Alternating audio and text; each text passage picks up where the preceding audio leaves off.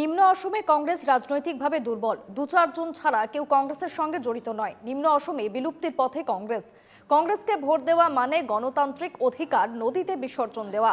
নির্বাচনী প্রচারে গিয়ে কংগ্রেসের সমালোচনায় বিপিএফ প্রার্থী রবিরাম নার্জারি।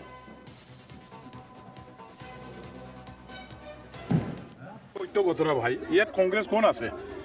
কংগ্রেস ইয়াত মানে কোনো নামো নিচান নাই ভাই। ইহঁতে খেলাৰ নামত খেলিছে, প্ৰাৰ্থী দিব লাগে বুলি দিছে, কিন্তু ভোটটো নাপায় তেওঁলোকেও জানে। এতিয়া এই ভোট নোপোৱা কেতিয়াও জিকিব নোৱাৰা দলক আমাৰ ভোট দিয়াৰ নামত ভোটদাতা ৰাইজে যদি ভোট দিয়ে, সেই ভোটটো আদানী কৰাৰ মানে কি যুক্তি আছে? এই ভোটটো নষ্ট কৰি লোৱাৰ কি যুক্তি আছে? সেই ভোটটো একেবাৰে ডাষ্টবিনত পেলাই দিয়া হ'ব, বেকাৰত পেলাই দিয়া হ'ব। আমাৰ অধিকাৰ, আমাৰ পৰিচয়, আমাৰ শক্তিটো আমি কিয় অযথা বেকাৰত আমি কিয় পেলাম? য'ত দিলে নেকি আমাৰ দেশ নিৰ্মাণৰ কাৰণে সহায় হ'ব।